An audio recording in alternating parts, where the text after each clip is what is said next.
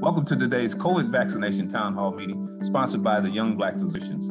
This evening, we're favored to have a panel of outstanding young physicians who are working their way through training as well as through attending physician positions here in the metropolitan Detroit area and elsewhere. And we're going to start with an introduction by Dr. Allen. Hello, my name is Dr. Janelle Lee Allen, born and raised in Harlem, but definitely I call Detroit my second home. Essentially, I'm glad to be here. I've got a background in housing and community development, and so I'm non-traditional, and I'm also in internal medicine and specializing in gastroenterology. So I'm just happy to be here and serving my patients one-on-one as well as my community through forums such as this.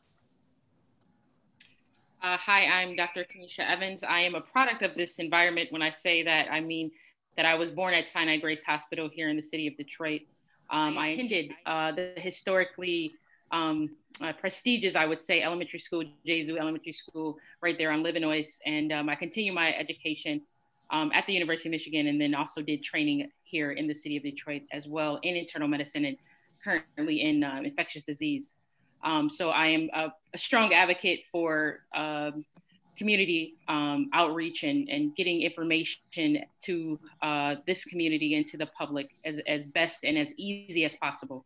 Thank you for having me, Dr. Joe. Yes, hi everyone. My name is Dr. Randall McPherson. I was born and raised in Kalamazoo, Michigan. I attended Michigan State University where I received a bachelor's degree in food science. I then went on to continue my education at Wayne State University School of Medicine and residency at DMC Sinai Grace / Michigan State College of Osteopathic Medicine with family medicine degree.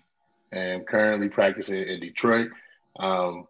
I decided to continue to stay in Detroit because, you know, I feel like the community needs us. They love to see what a physician that looks like them, and just that, you know, that someone that's going to be empathize with them, that understands their care needs, that's not going to just brush them off. And yeah, I'm just glad to have this platform to be able to educate about the virus and the vaccine, and hopefully regain some of the lost trust that that is very, very prominent within the African American community. Hi, my name is Dr. Cindy Agu. I'm from California. I am here in Detroit working in pediatrics, specializing in neonatology, and I appreciate you for having me here today. So welcome everybody. My name is Dr. Donald Chinamelu Okoye. I was born and raised in New York. I had my undergraduate and my medical training in New York. I moved over to Michigan, specifically Detroit, for my residency training. That was in combined internal medicine and pediatrics. Since completing, I have actually relocated to New York, but I'm still very much engaged in a lot of programs that goes on in Detroit. My name is Dr. Elizabeth Johnson. I was born and raised in Virginia Beach, Virginia. I actually received my undergraduate degree from the University of Virginia, and then moved on to Philadelphia for my graduate, or I should say a graduate degree at the Drexel University there. I stayed in Philadelphia. It's like my second home, and attended the Philadelphia College of Osteopathic Medicine for my med school, and then moved to Detroit where I completed a pediatric residency through Detroit Wayne County Health Authority, which works with MSU-COM here. And I am now a pediatric attending in the greater Metro Detroit area. So thank you for having me tonight. Thank you all so much. Such a power-packed panel that we have tonight. I know we're going to run out of time listening at all these introductions because this is a very serious matter. This is a matter that we've never dealt with before in this country or this community. It's a matter that has never affected the African-American community like so many other disease states has. This one has affected us disproportionately. And we're still finding out even on a daily basis. If you notice, when the governors now present their numbers on a daily or weekly basis to the community, they also present what they have found by way of reviewing records. And that is something that we had pushed for here in Michigan, because a lot of the COVID patients who we know died from COVID were being signed out as a heart attack or acute renal failure. And as a result, the numbers were down. And it was only through the healthcare task force that we were able to nudge them and say, hey, you need to review these charts, you need to review these files and these death certificates to make sure that they're correct. And every single day with the reporting here in Michigan, we get a number of positive COVID deaths that are by way of review of the medical records and the death certificates. So keep that in mind as we go through this, because the questions are going to be pertinent, and we hope that we have time to get all of this in. But we're going to start with Dr. Evans. Dr. Evans, tell us how this has affected you personally in your practice at this point in terms of dealing with COVID and COVID patients and non-COVID patients, patients who even have questions about COVID. I will begin by just kind of talking about my experience as a internal medicine resident just these past year. I would say that it's been pretty extraneous and new in the sense that I can personally say that I've signed more death certificates in my last year of internal medicine residency that I have in all 4 years of my training. And that speaks volumes to the climate that we're in terms of the pandemic. With the position that I'm in now, it's more of a surveillance. So I am capturing the numbers. I'm seeing not only the trends in terms of the patients that have come back positive, but then those patients that have mild disease, but then attract other diseases, other bacteria, pneumonias, other complications because of that initial exposure. So it gives a different perspective of the climate that we're in and the fatality of the disease in itself. Are you finding the numbers actually are skewed? What I mean by that, do you see the disproportionate involvement of this disease state amongst African Americans, or are you in a situation where the majority of the people that you see are African American? I would say that the majority of our patients are African American, so it presents a challenge to say the difference. What I will say is that in comparison to where we were at the start of the pandemic to where we are now, our death tolls are not as fast and as rapid as they were initially, although our numbers are still high, but the turnover is not as fast as it was when we initially started. We have a little bit more patience and understanding of what to look for, what to watch out for is what I would speak to. So it's going to require further data collection and some with the data in the future. Good. Dr. McPherson, you're over there in the trenches every single day. How does this compare with what you see? This is something that it's so hard to just fathom. I mean, kind of going back. So, I ended my last year residency in June, but, I was in ICU, internal medicine, right at the beginning of the pandemic. And it was heartbreaking. It was something that I never imagined. Me and a lot of my colleagues, we are very young into our profession. Never in a million years would he have thought that we'll be starting off in a pandemic. I can't say it's direct. I mean, I have worked directly with COVID patients, as a lot of my colleagues who are ER, ICU, internal medicine. I'm family medicine. But what the challenge for me is in the outpatient setting is the asymptomatic patients. And right now I work mainly with a geriatric population. So I have patients who have heart failure, COPD, and these are their baseline symptoms. So they're coming into the clinic, coughing and shortness of breath, but they have COPD. So then it's that mental, all right, do I put them in a PUI room? For those who don't know, that's a patient under investigation, or is this just his baseline cough? And I mean, we've had multiple exposures. Just in clinic where we had somebody, we thought it was just a normal COPD. We ended up testing them, they were positive.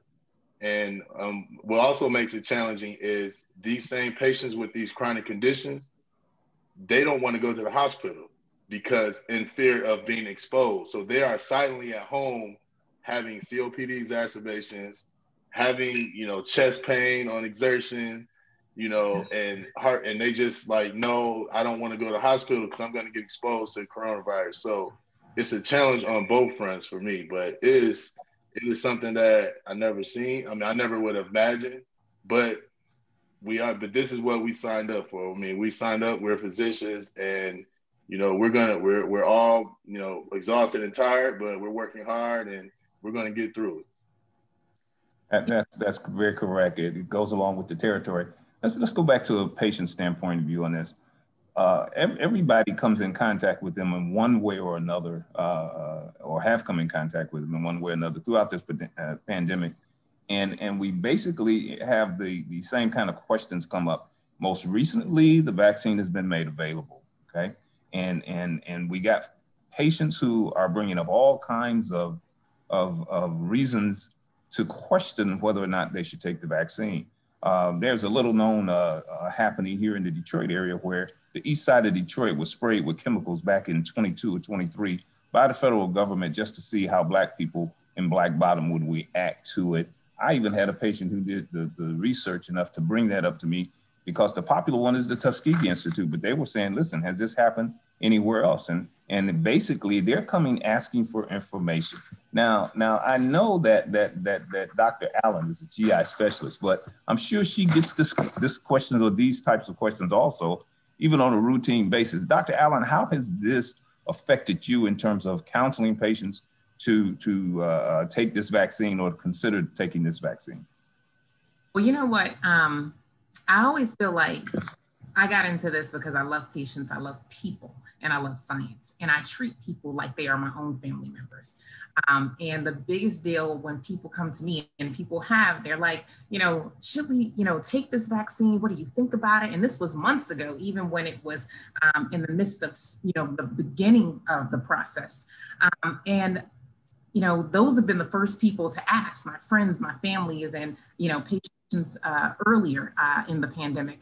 So I think the biggest way that I try to tell my patients is the idea that, you know what, there are so many different unknowns about this virus and so many different therapeutics that we're still trying to work through to make sure that for those people who have severe disease, that can prevent death. But unfortunately, we haven't actually won that game yet. We are still working on finding good therapeutics to say that if you should contract COVID-19, that we can, and you have a severe manifestation, that we're able to save your life. And because of the fact that we still don't have that down packed, I explain to people that so many different viruses that we've already seen before.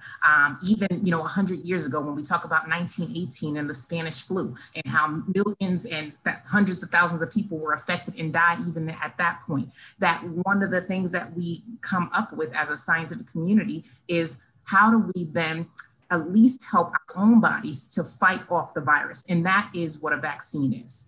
And so I encourage people to understand, you know, you got to face things how they are.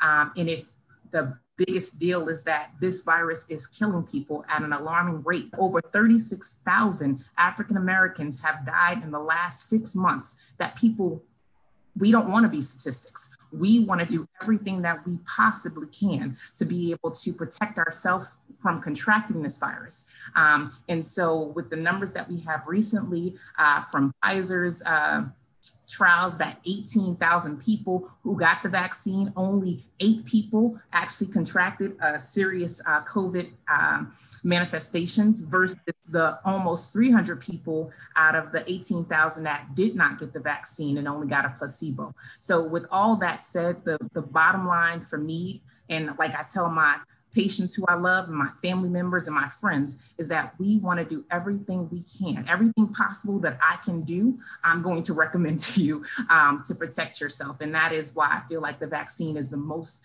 important thing. It is allowing our own bodies, it's shown to be effective, and it's allowing our own bodies to try to fight and give it our own bodies the best chance when we come into contact with COVID-19 virus. We need to be looking at this across the spectrum of this country anyway. The Flint water crisis, kind of sneaked up on us, and in terms of how bad it was and how long it had been going on, because public officials had not been doing their job collecting and reporting data properly. To stay in that vein, though, let's move over to Dr. Johnson, because I'm sure dealing with the babies and the mothers and the daddies, that there are all kinds of questions that come out concerning whether or not we should be taking this vaccine and is it safe. Dr. Johnson, what's been your experience? So really, I mean, honestly, even outside of COVID-19, I get questions about vaccines on a daily basis of really what's the purpose of these vaccines? Why should I get it if we don't see these diseases anymore? And so when parents ask about like COVID-19 and this vaccine, I kind of remind them that there are other diseases and viruses that were in this country that we don't see anymore in the United States because of our vaccine programs.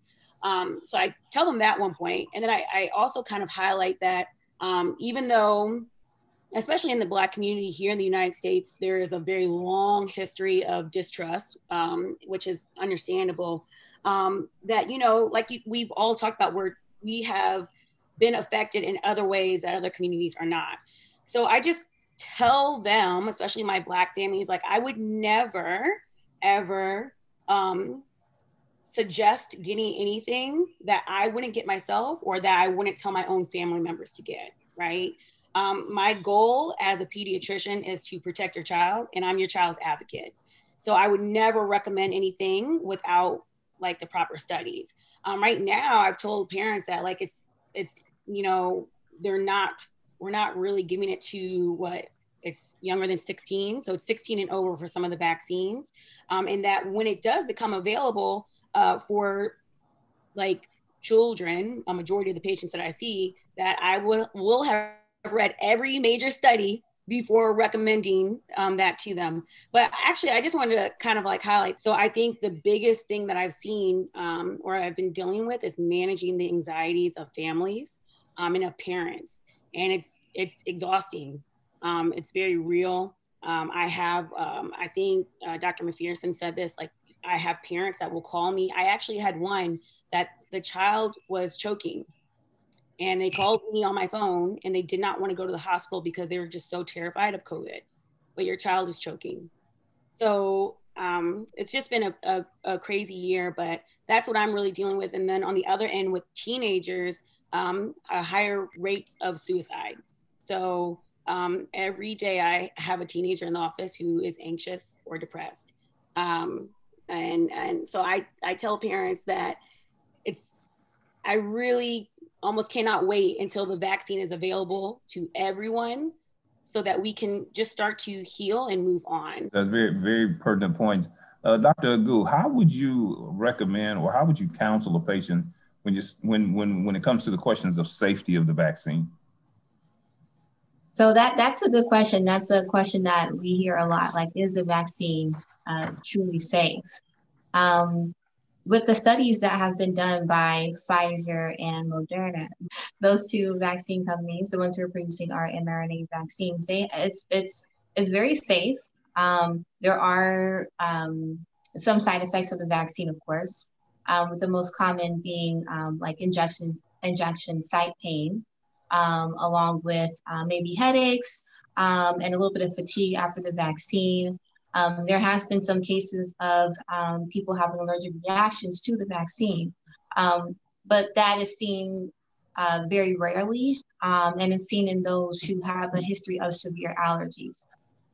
So basically, you know, we can go through this community or any community and tell people that, as far as we know at this point, okay, the vaccine has proven to be very safe, especially with the first line of recipients here who've already taken it. They're looking at that not on a daily basis at the CDC, but almost on a 8-hour basis, I was told, where they're collecting data from all parts of the country to say, do you have a reaction? Do you have a swollen arm? Did you get a fever? I mean, it's a list of things that they're not necessarily publicizing because they don't want the public to jump in and say, boy, I got a temperature. Okay, is it from the vaccine? But they're looking for real reaction or real reaction states that they can actually point to and say, yes, this is from the vaccine. And so far, they're very pleased at the CDC with what has happened. The other question that I'd like to go back to is Dr. McPherson's point about actually having the ability to, what he was saying was having the ability to address change in this area. Several years ago, the Detroit Medical Society took on a project with Mercy Hospital on the east side of Detroit, which is now closed, through the PEDS clinic, where we knew that we had been identified by the federal government as having one of the lowest rates of Black women getting mammograms in the country, along with a few other things like prostate exams for men, colonoscopy, et cetera. We tripled the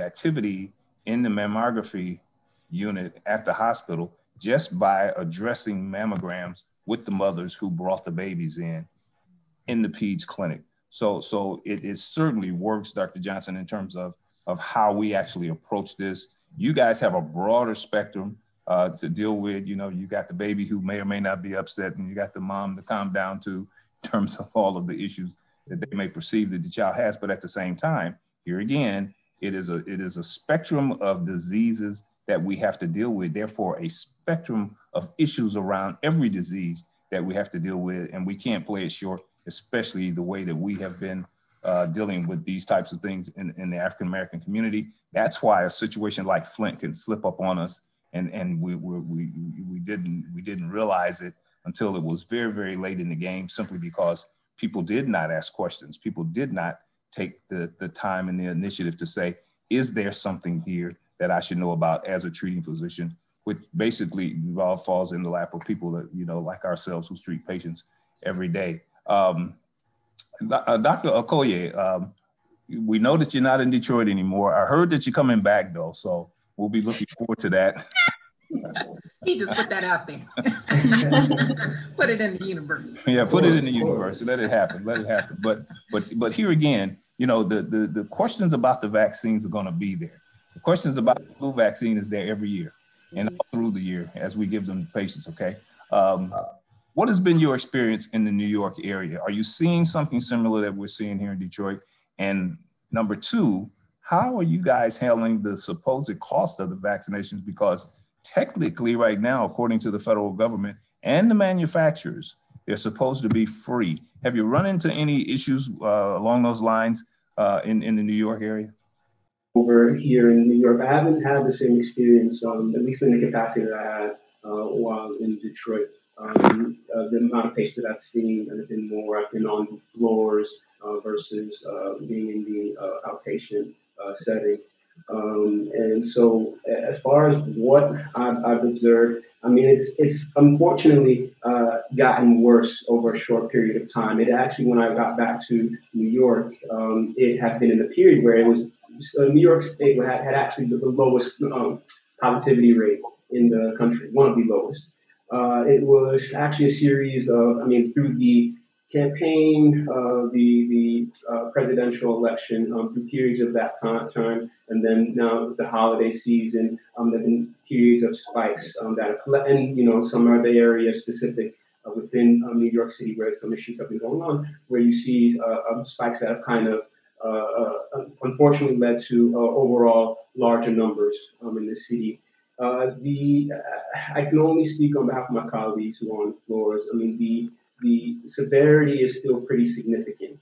You're still seeing people going to ICUs, still seeing many people intubated. You're still seeing, I mean, it's, thankfully, you're not all of the hospitals have been stressed to their limits. I mean, I think that with the knowledge that we have from, you know, earlier in the pandemic, as it you know, hit its peak, we learned a lot from that. We've been better able to manage and better able to, you know, balance our resources.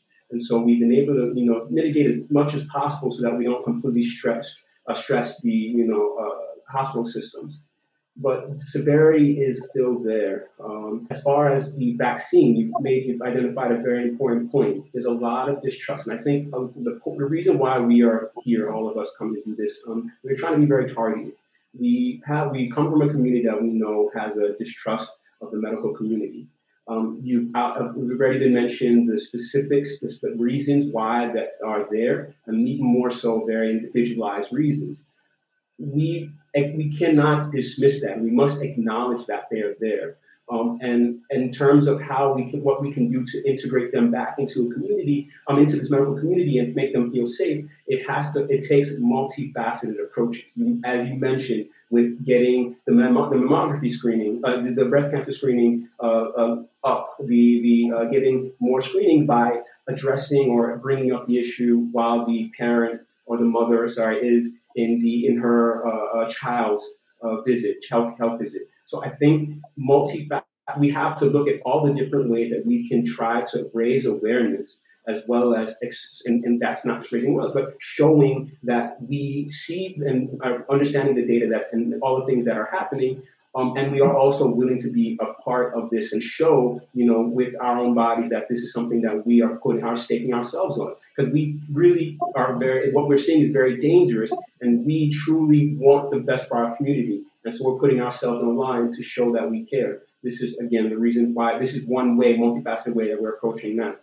Not to dismiss the last question, the question about the cost. So as far as what I've seen, no, there has not been anything brought up about individuals, patients actually paying for their vaccinations. It's been designated as free to all individuals who are receiving it. So Donald, we can basically counsel patients or assure them walking out the door that if you get in line for this vaccine, there should be no cost to you, no matter if you obtain it at. Good. This is a question for the panel in general, and just jump right in, because you hear it every day from patients now as patients become more educated about what's going on with this virus. Every day I'm bombarded with several questions, as it surrounds this issue. And the one that I had yesterday was, how long will the immunity last? Okay. Now we all on this panel know that that's still up in the air, but how would you counsel a patient like that? Anyone chime in and tell us, how would you actually approach a patient who's asking, how long will this immunity last? There's still a lot of data to be received and to come back. We have an idea of when some level of immunity occurs.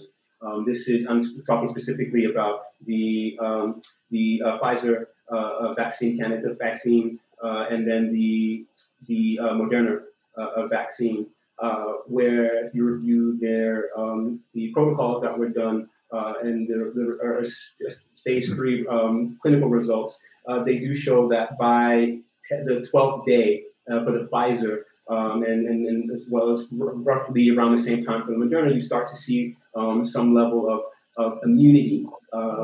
And so what do I mean by some level of immunity? They show that for two groups, without getting into too much detail, in one group that's been vaccinated, another group that's not been vaccinated, they followed them over a period of time. They showed that the unvaccinated group had more people getting the COVID illnesses, signs of COVID illnesses, and then associated that with a positive test. The other group did not get as many people positive, did not get as many individuals with symptoms, and they saw that happened. It separated mainly around the 12th day. Now that's the initiation. Now what we understand with the data is that there's about a 95% rate of immunity efficacy rate, and so that we can expect that at least 95. Based after 2 doses, there are 2 doses for the Pfizer and the Moderna vaccine. After the second dose, you essentially start seeing levels of 95% of protection, meaning that 95% of people in exposure, as compared to people who weren't unvaccinated, they are protected and do not get symptoms, and do not get positive tests, do not test positive for coronavirus. So what does that mean? Protection starts as early as 12 days, 2 weeks roughly, and goes on, but you get maximal protection after your second dose. Roundabout time, it's unclear, but we can assume another 2 weeks after that. Now, the question specifically you asked, how long does it last? Now, we don't know for exactly because it's from the time that these studies started. We have just enough for this phase 3 study to say, with a couple of months, that this is how long they've been vaccinated for. And, it's hard to say. What we can say is protection. We define that as having circulating antibodies. Do we define that as having being certainly being exposed to the virus, and then how many antibodies that you should come up with after the fact? It's hard to say. And because of that, we can't even say 100% that we will not have to do an annual vaccination. Mm-hmm. I'm not going to say that that's what we're looking at, but we don't have enough information. So just to piggyback on what you're saying, just because of the perspective of someone that is kind of works a little bit in surveillance. So from what I understand and from just the conversation that I've set in, the goal is to continue to follow these patients that have already been a part of the initial study for 2 to 3 years out, so we can see where that goes. So in terms of talking to a patient at this state, I would say the important thing is that to be immunized is to say that I want to prevent the possibility of disease. To say how long it is, the goal is to prevent disease. It's so fatal. There's way too many people that we have lost to this unfortunate pandemic, that understanding that the ability to have something eradicate where we are right now and follow you 10 years from now, that would be a wonderful goal. But to say where we are and how long it lasts, it is definitely too early to tell. But the importance of being vaccinated is key at this juncture where we are right now. That would be something that I would stress in terms of the importance of understanding now versus saying how effective will this be 2 years or a year from now or 90 days from now. We are this is an ongoing study, but we know from what we've seen thus far, the efficacy and the safety that we have. And that's why it's out here. I just wanted to piggyback on Kenesha and Emil said, yes, it's lack. I mean, right now it's a lot of unknowns and we don't know, but that is why even when you get vaccinated, because I had someone ask me, if I get the vaccine, when will the mask come off? And that's why we say, no. Even when you get this vaccine, you still need a mask up, you still need a social distance, you still need to wash your hands. I think in the beginning of the pandemic, the CDC said, you probably have 3 months of immunity. Then they changed it to like 4 months. And I think recently they said, we think it's a little longer, maybe 6 to 8 months. So yes, even getting natural infection is not 100%. But from the history of vaccines and knowing how they work, they anticipate that the immunity from the vaccine will last longer than natural infection. And there's more to it than just antibodies. Your body makes memory T cells, memory B cells. That's all part of immunity too. And they last a long time. So what I have been explaining to people is, yes, we do not know. And like Kenesha said, the study is going to, I think, October 22, technically. So those patients are still going to continue to be followed. But like right now, we are at a point that it's time is ticking and we don't have as much time. Like this thing is rampant. It is killing people left and right. We all probably know close friends or loved ones who have passed away from this. And to have something that's 95% effective, which I don't think any vaccine has been that high of efficacy, to my reckon. But and one more point is that the vaccine is also showing that it prevents symptomatic disease, like severe disease. Another question to piggyback on the immunity is, well, if I get the vaccine, does that just say I'm not going to get infected? That we're still trying to figure out too, is can you still get infected and be asymptomatic and, potentially carry it on, which goes back to, that's why everyone still needs to wear a mask, wash your hands, and social distance. Can I just say something? I think that sometimes when I'm talking to parents just about vaccines in general, I use like a couple of examples. I like how, Randall, I like how you're phrasing things, right? So one, like our natural immunity can't be achieved without like significant risk of death and long-term disability. So vaccines help to prevent like the disease and reduce the severity. Like that's important. So when parents are like, well, what's the point? Can I still get sick? Can I do this? I think about like when we're out driving a car, you still wear a seatbelt. You put a seatbelt on, but you can still get in a car accident. So you can still get infected, right? You can still, you might still come across, of course, like COVID-19 when we're out. That doesn't mean that the vaccine is completely like protecting you, but it's a seatbelt. And so right now, this is the best tool that we have because like many of you have said, the virus is running rampant right now in our community. So, and it's running rampant and we don't have sufficient treatments out there to protect people. So this is the best tool that we have right now to help protect people and decrease like the chance of what's the worst case scenario. I tell parents when we're talking about other vaccines, well, what's the worst thing that happen? Death. That is the worst thing. Okay. So we are trying to help prevent that. And then I also just think I think it's a great movie. People should watch it. But Osmosis Jones, I don't know if anybody remembers that with Chris Rock and Bill Murray. I think it's fantastic. So I tell parents like, you should watch the movie, but your white blood cells, you know, which you can think of as your soldiers in your body or the officers in your body, the vaccine, what it does, it comes in, it sends a message to the law enforcement of your body.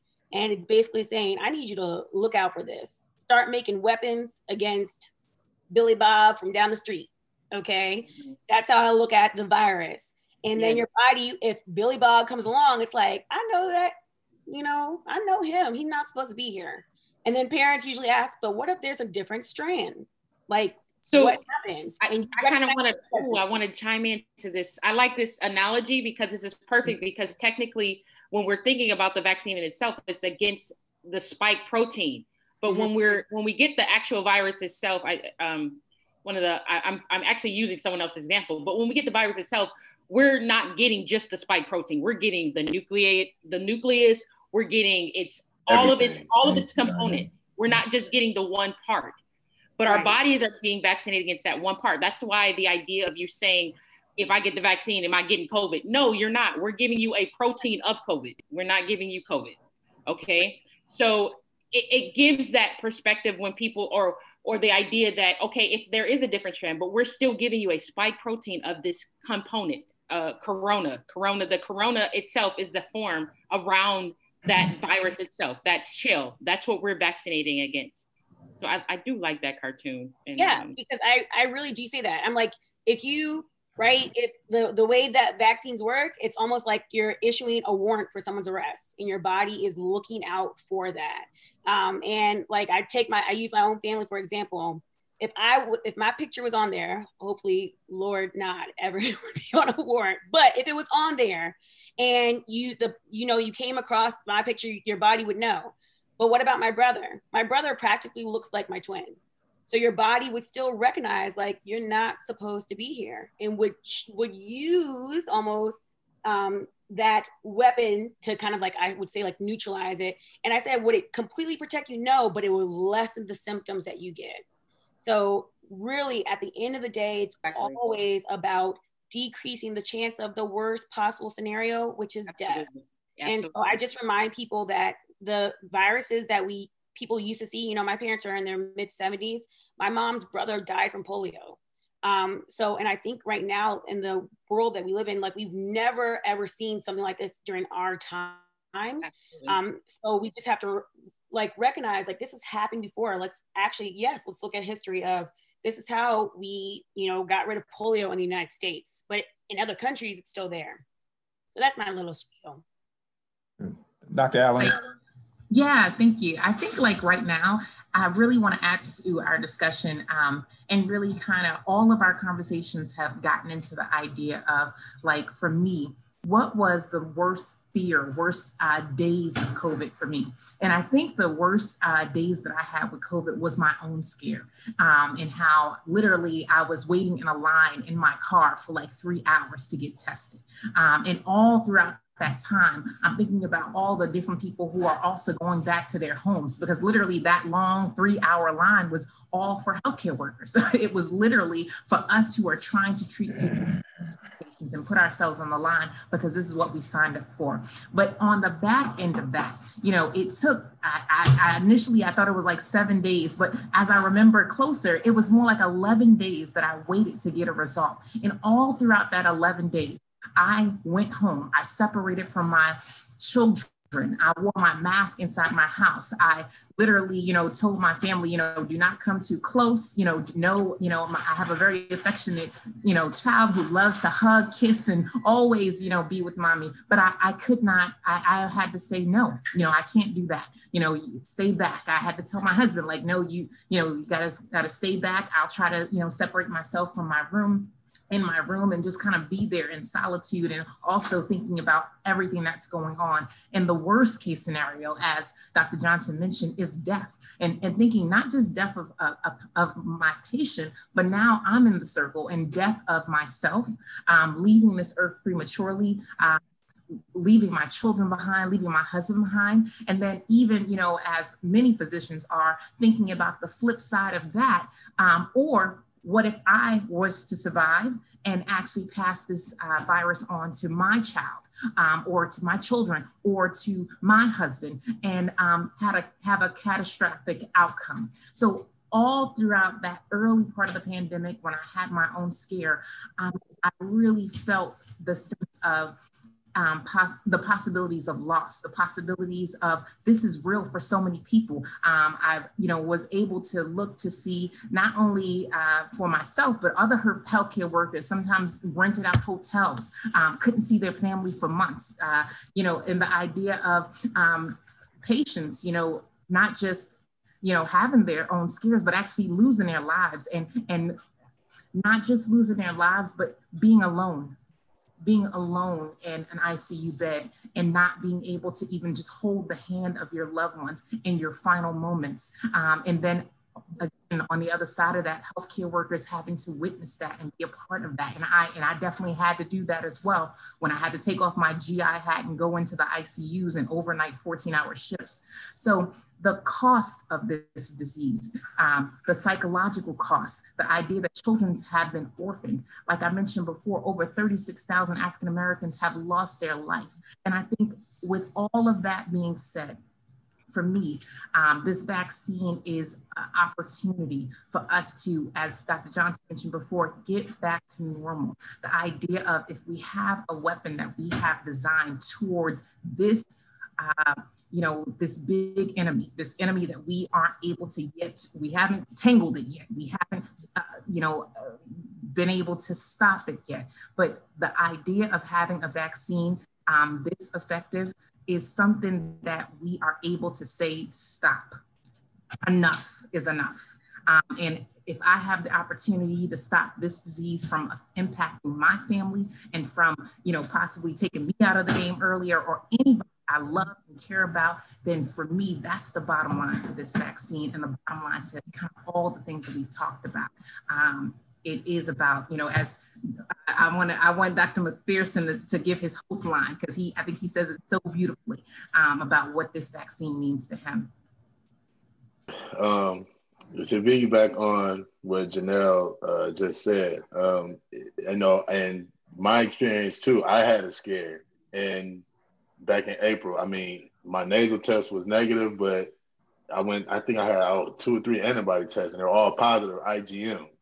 So, just to be in the basement, isolated, you're nervous. I was getting like weird, sharp chest pains. And it was just something that I'd never experienced, even getting like a typical cold or flu. But like you said, I'm just sitting up at night, not sleeping, just thinking like, oh my God, what if I pass this to my wife? Or what if I pass this to my daughter? Or what if I'm one of the people that take a turn for the worse? We have all seen that this virus does not discriminate and is unpredictable. I have seen healthy, people with no health, prior health conditions get sick and almost end up in ICU. So, just that whole 2.5 weeks I was down there, it was nerve wracking. And like you said, psychologically, mentally, it was draining. But then even now to this day, I come home, I take off my clothes in the garage. I, switch into a new set of clothes in the garage. Then go in the house and wash my hands. Then go take a shower. Do all of this before I even interact with my family. This is an everyday thing. And, that's why, this vaccine is so important. And, I'll do whatever it takes as far as to try to educate, the community.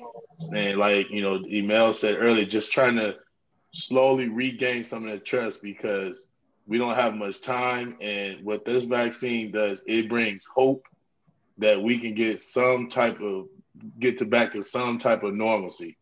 Yes, if you get it, like I stated earlier, we still need to continue to do what we're doing, practicing our social distancing and wearing our masks. But, it gives, it makes healthcare workers, especially us, more comfortable taking care of these type of patients. But it gives us hope, and yes, there's a lot of unknowns, but this is where we're at right now. And we just have to trust the science and let's let it play out. I think your point is well taken, Dr. McPherson, concerning the psychological aspect of this. I was just recently spent 2 weeks in the hospital. I was in the hospital over Thanksgiving, as a matter of fact, and there were no visitors allowed. So I had 4 roommates during that 2-week period of time. And I was the one that was not depressed because I had a computer and a lot of work to do. And they were just around, eating bad food and watching reruns on television. But it was very, very evident that part of the component that they needed for their care during the hospitalization was some type of social work intervention, some type of psychological intervention, maybe not to the degree of necessarily needing to see a psychiatrist, but there was a component that was missing with all 4 of those male roommates. And a lot of it was because their daily routine had been broken, and the fact that they could not actually have visitors throughout a 24-hour period in the hospital was just devastating to them. And, we did as much as we could to communicate and interact. But here again, that is a component that cannot be left out going forward, because I am mighty afraid that at the pace that we're going, especially with the gathering of data that we can count on, next year this time, we will still be wearing masks, which may not necessarily be a bad thing, but I think that it's going to drag out longer than anybody wants to or anybody expected to in terms of trying to control and contain this pandemic. I know that the babies don't talk a lot, Dr. Agu, in neonatology, but I know that the parents do. What has been the feedback that you're getting from parents in terms of treatment of their children, and also questions that they might have concerning this pandemic? Right, so that's a good question. So for me, fortunately for me, in the field of neonatology, we don't see COVID very much. What we're seeing right now, as I work in the NICU world, I'm, mostly dealing with our fresh babies, our newborns. So I'm dealing with the moms who are pregnant and they do have COVID. Initially we're watching very closely, what is COVID going to do to these newborns, So from what we've seen so far, with women who do present and they are positive for COVID and they do deliver, most of our babies are completely asymptomatic, meaning they have no symptoms. They don't have the cough. They don't have any difficulty breathing as it relates to COVID. Whenever a mom does come in and she is positive, we do test all of the babies as well to check and see if they are positive. Out of the many babies I have seen since the beginning of this pandemic, we've only had one who actually was positive. And the only symptoms that baby had was basically diarrhea. So we were like, that's fine, you can have the diarrhea. But gaining weight fine, breathing on its own. So it's doing pretty well. So that's a blessing in itself. The hardest thing that I think I'm coming across is that when our preterm babies come to our NICUs, if the mom is positive, we don't allow them to come into our NICUs because of the risk of spreading the virus to our other preemie babies. So that's kind of hard when I have to tell the parents, like, I'm sorry, we cannot let you in the NICU to see your baby. And that could be for several weeks, depending on when the baby is born. So most families are okay with this and understand why we are saying what we're saying, but I know it's definitely very hard for the new moms, especially the first-time moms. Well, all moms it would be for, but everybody in this society wants to break out of this routine that we have now of quarantining and wearing masks and social distance. Everybody is clamoring to get back to what they consider to be normal. But unfortunately, it appears that there's going to be a new normal on the horizon for a while. to come. And I think that the best thing that we can do is counsel patients to be patient in terms of where we're going with this. It was a surprise to me to see a colleague that I trained with on national TV making comments about COVID that were hopeful, but wrong. And I think that that's one of the cautions that we need to take as a community. Remember, our good friend Jerome Adams, who's the current Surgeon General, who's an NMA member out of Indianapolis, was the first ones to say, you know, you don't need to wear a mask, okay? And that's because of a lot of the wishful thinking on the part of the medical community on how this disease was actually going to infect them. But I'm here to tell you now that the best thing that we still have going for ourselves as frontline providers and as potential patients and as people who take care of patients who potentially have the disease is the safety factors that we have put into place. If you look at how that has worked, and I'm sure Dr. Evans, you probably see this in some of the numbers that you gather, we see that has probably been the most effective thing that we could have done starting with in the early days of this pandemic. And people who have not participated in that need to be spoken to in terms of their behavior. But here again, we still see the resistance coming back. A comment was made earlier about wearing seatbelts. Well, wearing seatbelts is law. Taking a COVID vaccine or wearing a mask is not law. Seems to be a little bit problematic for the general public. And as a healthcare professional, we are faced with this and actually having to have that conversation with people. That's why they see us walk in the room, gowned up, masked up, everything else up, and they actually sometimes, you know, not offended, but saying, you know, go to the point of saying, you don't need to do all of that. Well, yes, you do. Yes, you do. Don't do anything else. You need to send the message properly to the public about what we're doing with this particular virus, because it is new to us. It is strange to us. The coronaviruses as a group have been known for years, okay, decades. But COVID is like a new grandchild being born into the family with aberrant behavior, and we don't know if they're going to turn out to be a jail participant or not. You know, we're trying to figure this thing out, and as we go, the most important thing for us to do now is to be cautious. Any other comments as we try to wrap this up tonight? So I do want to speak to what you're just saying, because what we have noticed, and I speak from anyone that wants to read or kind of observe the surveillance of like the flu vaccine, or excuse me, the flu in itself. The numbers of flu has gone down because of our social distancing and wearing a mask. So we know that it's effective in the response to viruses that cause droplet or airborne viruses. We can see that because of the trends of just trying to capture the weekly surveillance of the influenza vaccine in itself.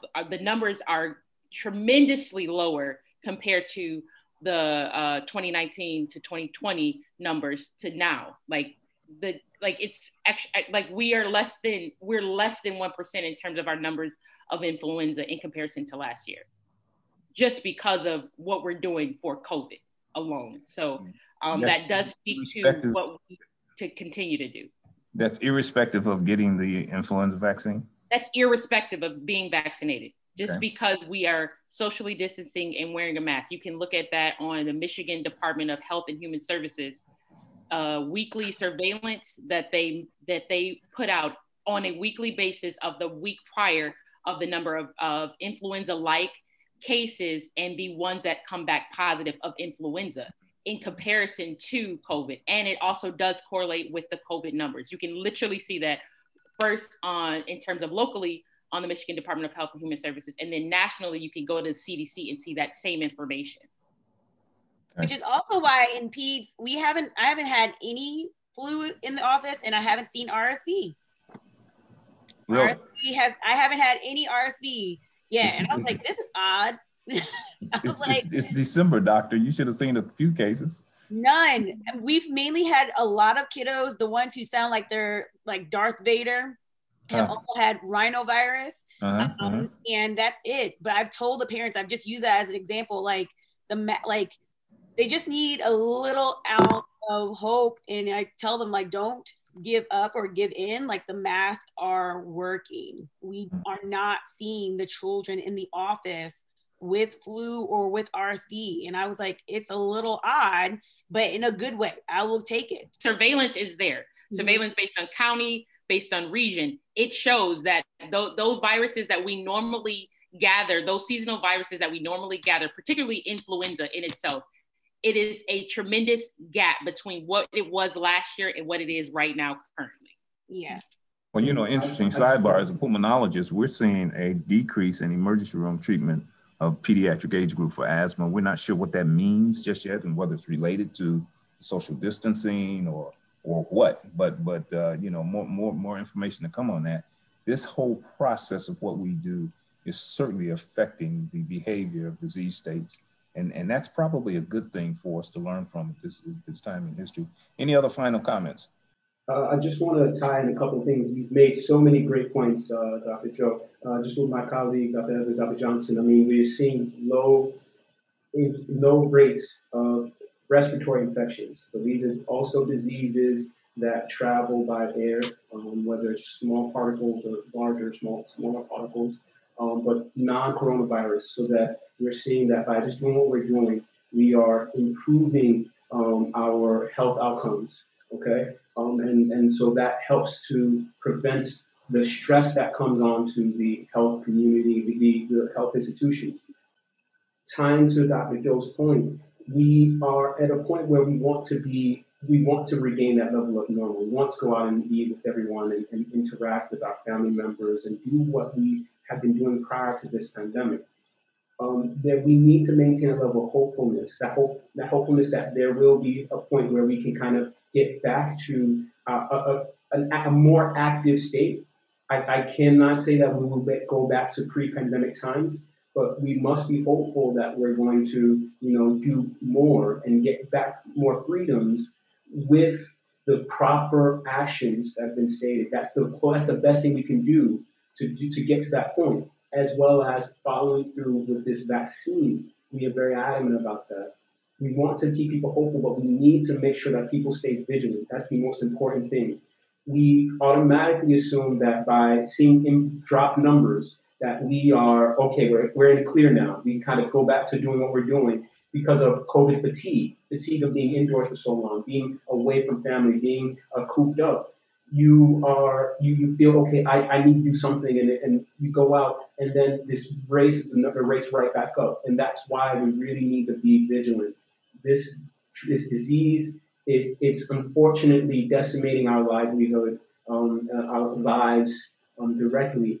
We have to take it seriously 100% of the time. We always have to be aware that we have to be aware that even in the signs of where it seems great, it can just come right back and cause the same issues. So we need to be really on top of it. The vaccine, just to bring point back to that, is one way where it really pushes the step forward, where we can get closer to a more active environment, economy, society. One common question that we haven't been able to do, and I think if we can just put it out to the group really quick as we kind of close out, but the idea of, you know, there have been a lot of concerns about the fact that the vaccine got approved, is underneath the emergency authorization process. And, you know, the fact that things happened faster than typical vaccines. And I was just gonna put out to the group if we could if we wanted to answer those individually. And I think either Dr. Evans or Dr. Okoye or anybody else, if they want to kind of address some of the research that they've done about that. So I would say to begin, this is the second virus that we did this EUA on. The first one was in 2007 with the anthrax vaccination. And yeah, yes, we are doing this at rapid speed. I would say that one component of this is that when we're going through the clinical trials, pre-trial, phase 1, phase 2, phase 3, there's financing involved. There is gathering enough patients involved. And during a pandemic, you have the finance for sure, because people want to find the solution to a problem that's causing a rapid change in a large population. So that makes the process go a little bit faster in itself.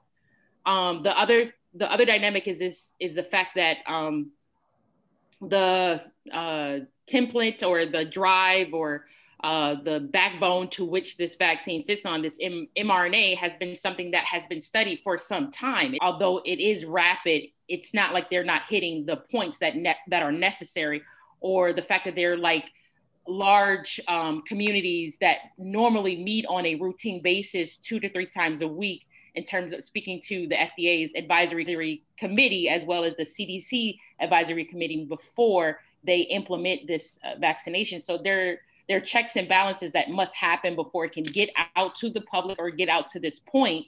So although it has been moving at a rapid pace, there are so many things that have gone on that could accelerate something that would be in a routine basis, just because it is a pandemic time.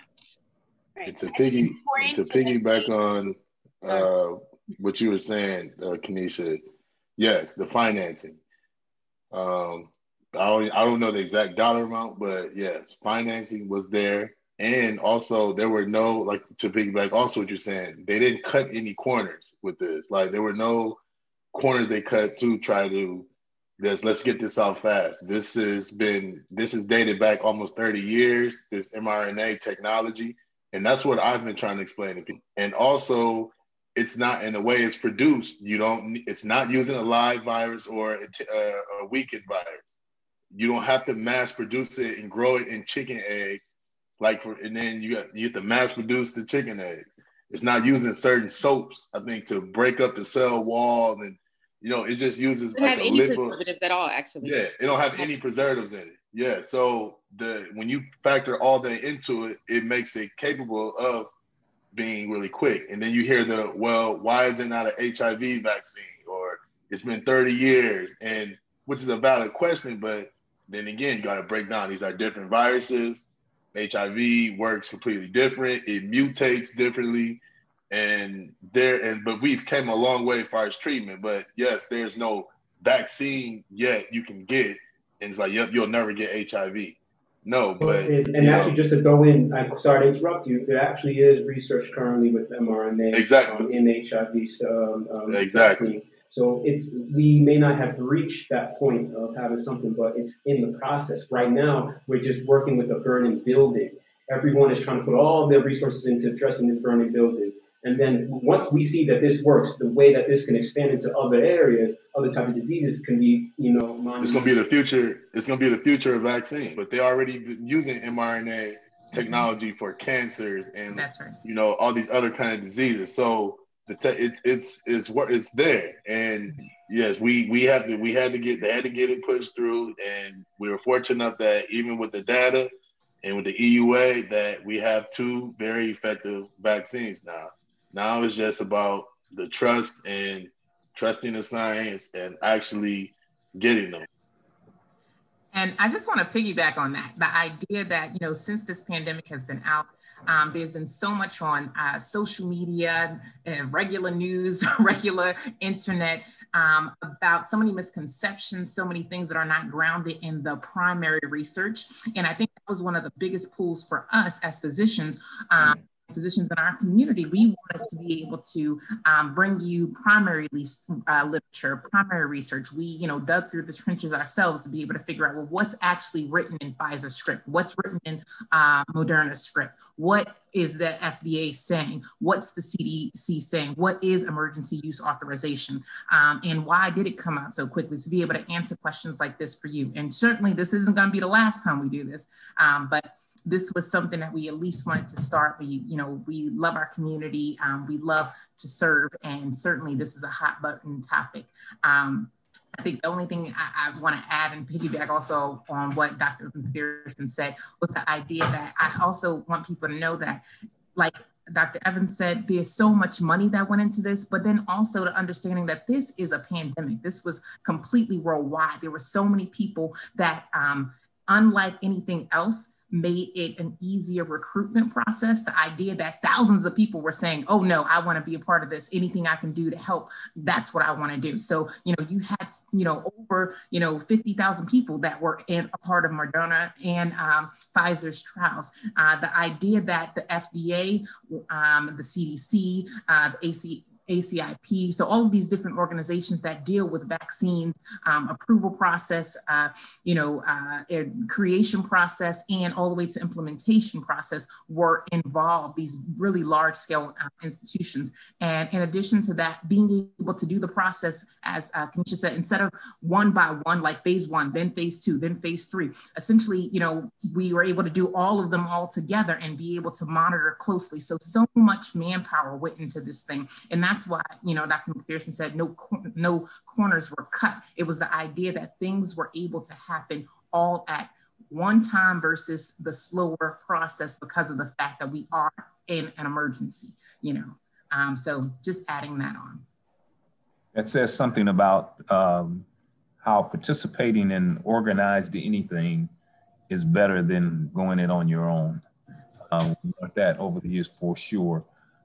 Keep in mind that the financial factor was very, very significant in the approach to dealing with this pandemic. The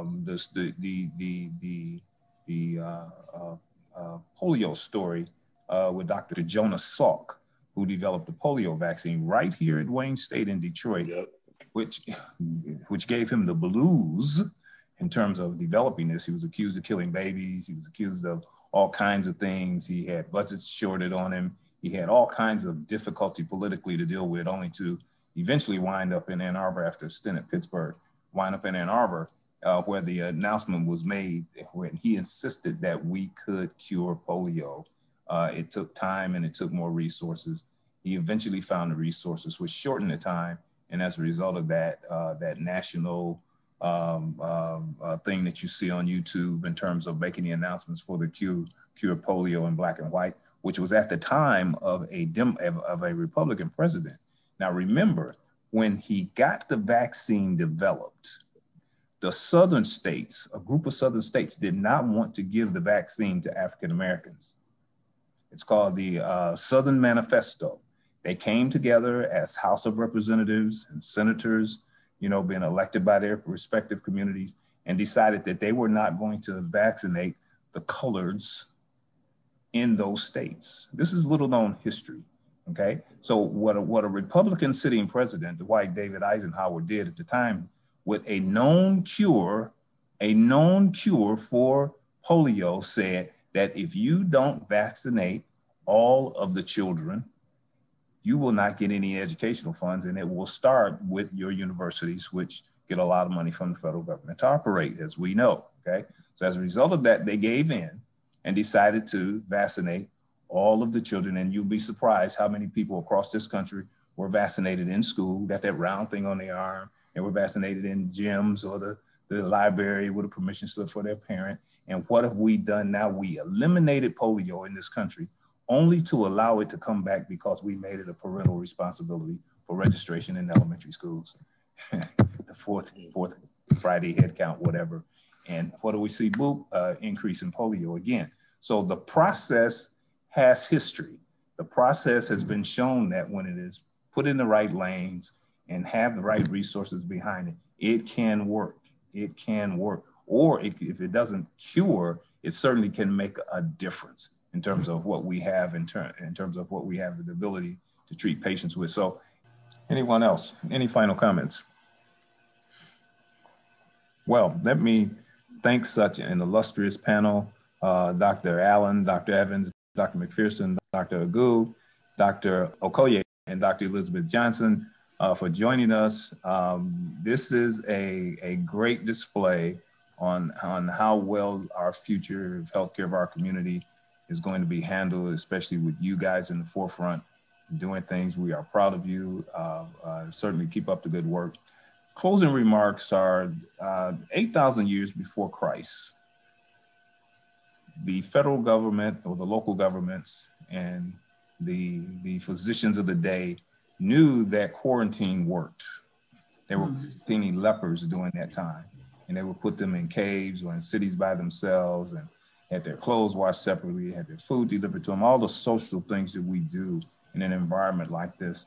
And as a result of it, they decrease the spread of leprosy amongst the general community and general population. Now, every once in a while, Don, one of the knuckleheads, would escape and want to go see his girlfriend. They'd catch him and put him right back into the leper colony, okay? But here again, it works. And we can't not abandon the approach that we have taken in terms of masking, wearing masks, social distancing, hand washing, and being aware of others around you who may or may not practice those safe habits.